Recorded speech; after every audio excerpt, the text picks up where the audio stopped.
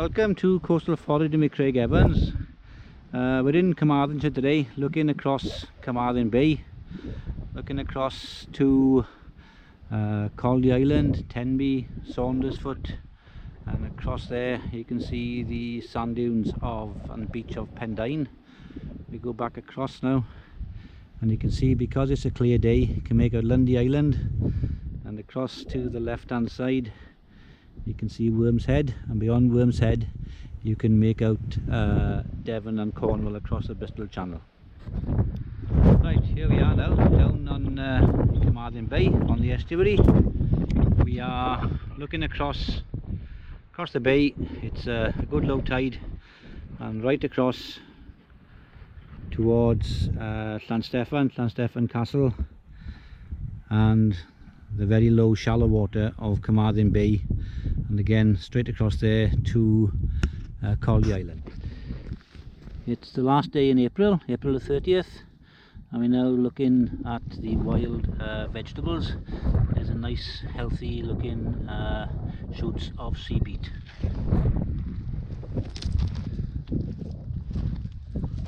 We go across, and as you can see, it's here in abundance.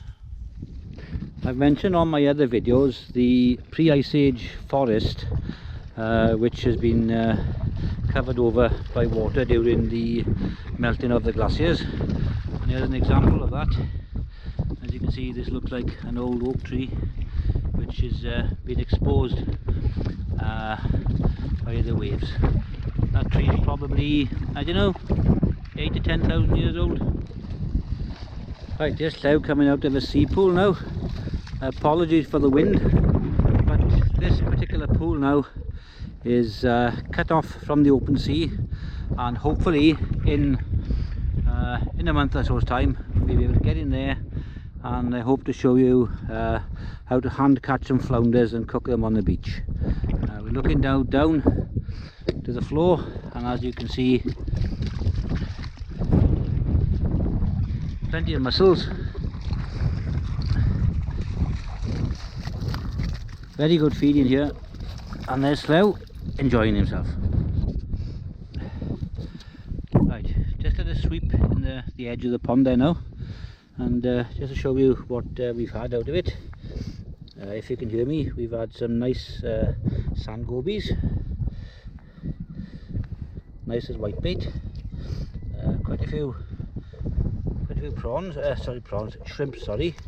There's a huge difference between prawns and shrimps. And in there somewhere there are a few baby flatfish, if I can see them. Is that one? No. So what we're going to do, I haven't got my solver stove today. Massive fault, I haven't got the solver stove, so I'm going to take them home with some other forage ingredients, probably do some cockles, mussels, some of the shrimps, and we'll do some of the plentiful sand gobies, that's their full size, and make a nice omelette. Look forward for that for tea. There we are, if you can hear me, excuse the wind, something interesting. There's a nice big pile of sea washer or whelk's eggs. As you can see, all alive, and they'll hatch out into whelks, and they'll grow on. Here we are now, looking at some plants, the wild forage plants which we're going to get, and like I said earlier, it's the last day of April, so we're looking in now to the wild fennel. You can see the old stems of last year's growth, and we've got some of this year's growth coming along nicely. Very strong aniseed taste, not to my taste, but a lot of people love it. Yeah, no, we're about 6 or 7 miles east of where I last showed you the sea beet, just to show that now it's prolific and common in this area. Sea person has special leaves which are adapted so that they excrete the salt, so when it's tasted it goes very, very nice chopped up in mashed potatoes. We are across in this time the eastern side of Carmarthen Bay, and there's Llew enjoying himself. So we're going to have a look now for the very young seedlings of Marsh Samphire. Now, these are the Marsh Samphire beds. As I get in a bit closer here now, you can see the very small sproutings of the Marsh Samphire. They'll be prime condition about the middle of June to the middle of July. Okay. Go find him. A little find now. These are dead nettles. As you can see, the flowers are white, but they don't sting. Woodland plant, but it's growing right on the shore. This is what we don't want to see really. This is the invasive Spanish bluebell. It's obviously escaped from somebody's garden. You can tell the difference between a normal native bluebell is because these flowers are upright, whereas our bluebells tend to be much smaller and they bend over, and not such quite a robust plant. Come across these bushes now, known as sea buckthorn. What happens with these is it's a kind of very thorny, as is the name, but around end of August to October it'll have masses of orange berries, difficult to get off without getting hurt, but they are delicious, and they've probably got more vitamin C, probably 10 times more than an orange. Delicious. I'll be making some sauces later on in the year with it. Right, home in my garden now, just about to pick some nice wild garlic and the flowers to put in with the seafood omelette, which I'm going to do shortly. Still in my garden now, just going to pick some primrose petals for a garnish for the omelette.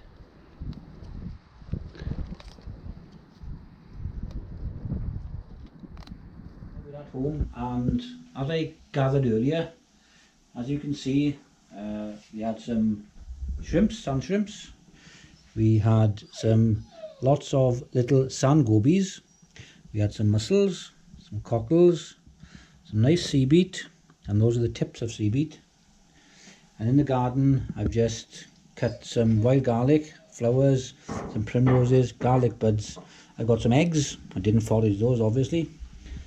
So first of all, I've got salted water on the boil, and I'm going to put in this sea beet which I prepared a few minutes ago.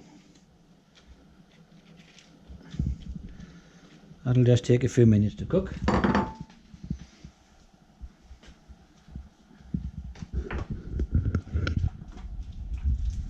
Okay. And next we're going to put some butter in a frying pan, quite a bit. So what we're going to do then is chop up some of the garlic, especially the stems, because they're delicious.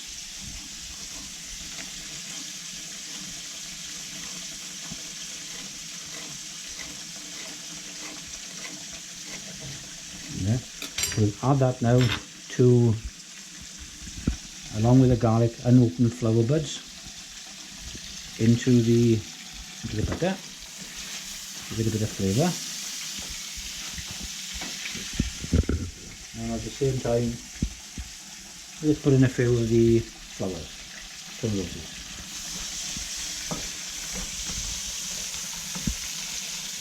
Right, while that's cooking, I'm going to add some flour to the sand gobies.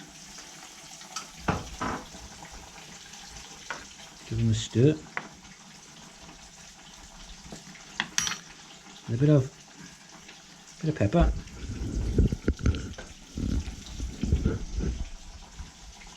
Touch of salt.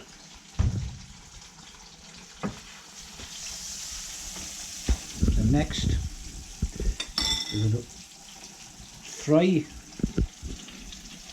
the sand gobies in the butter with the wild garlic. like a kind of white bait.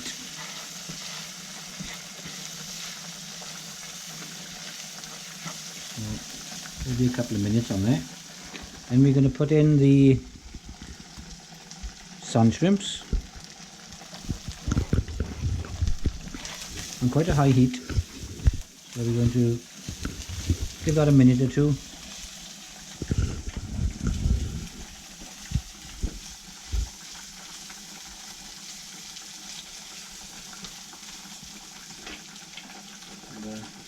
A bit more butter, I think.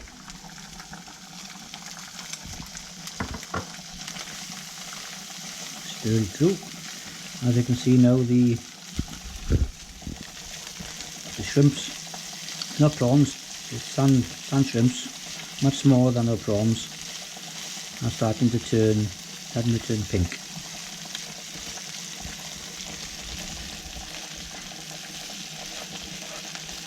And the open the vent, excuse the noise.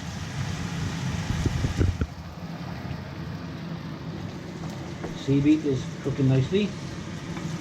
We've put in a few sprigs of sea beet tips. These are the growing tender tips. They should be delicious when they're cooked. It won't take long at all to cook.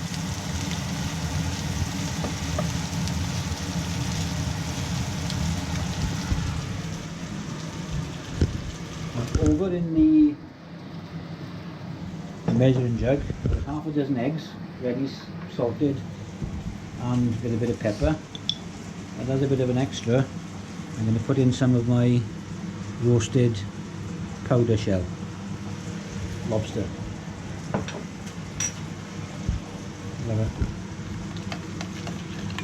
Yeah. Stir it all through.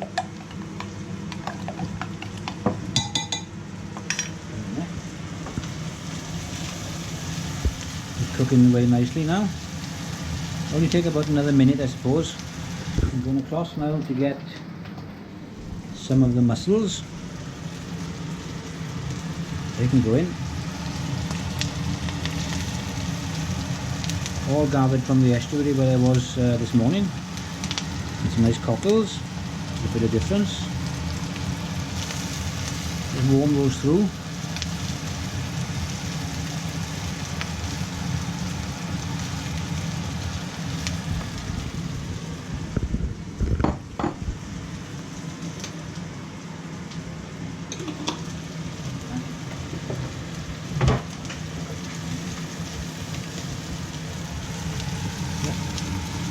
Looking nice. As you can see, the sea beet is starting to wilt down nicely now.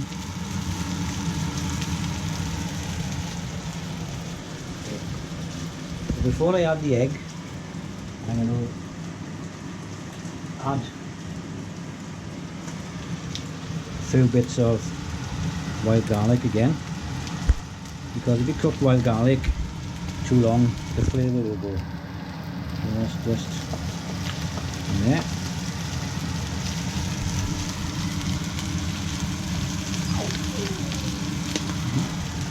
Right, and for the next bit, I think the sand gobies and the shrimps are nicely cooked now. So I'm going to add the beaten egg with the salt and pepper and the roast lobster shell powder.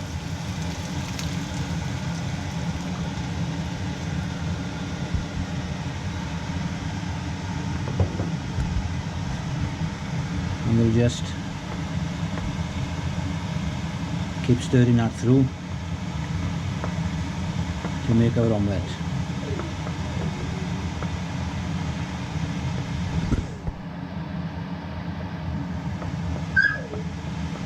So we just move it round, make holes in it so the liquid egg goes into the bottom.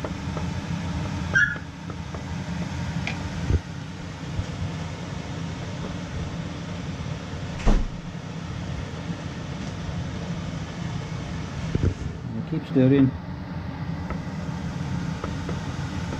As you can see, the egg is starting to thicken up the whole omelette now. you can see the seaweed tips, they've gone nice and tender. You're going to eat these shrimps whole because they're so small and they're so sweet. There's really no need to shell them.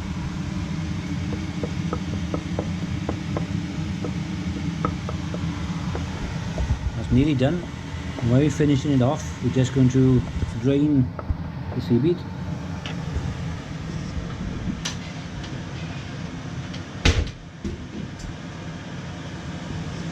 Seaweed's done now. So just drain it off.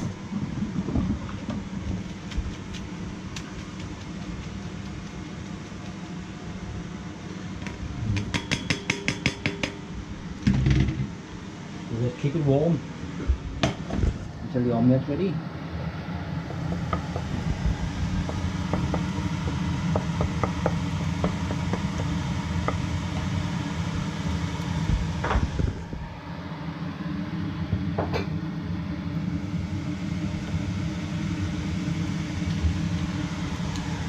Okay. It's almost done now, so I'm going to just make sure the other side is cooked. So I'm going to cut it in half and hopefully it will flip. Yeah, it's one side and that side.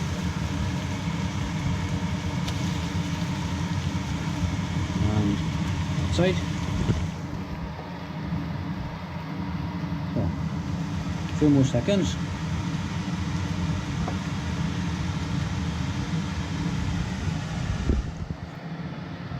Right, and that's ready. So I'm going to plate that up now.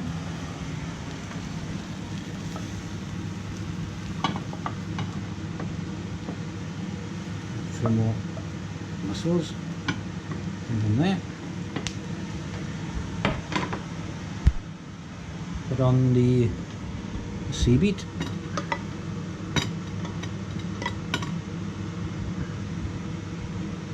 Some there.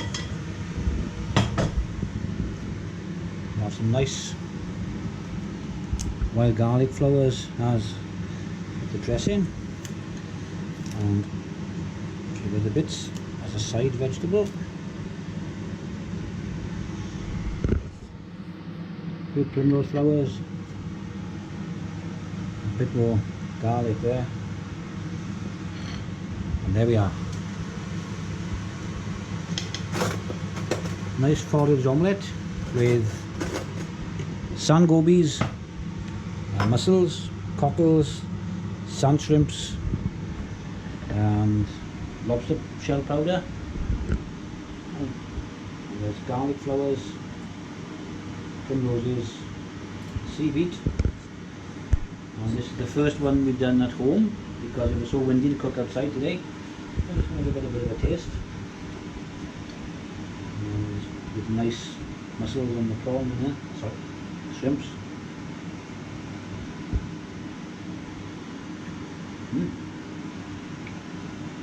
Very nice.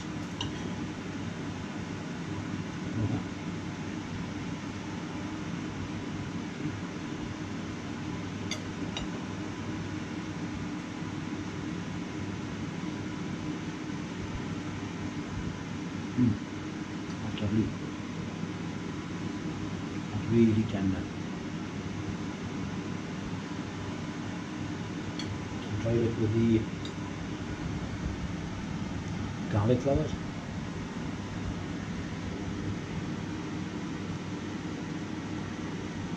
Delicious. Make that again. So thank you for watching. Have a nice day. See you about the wind.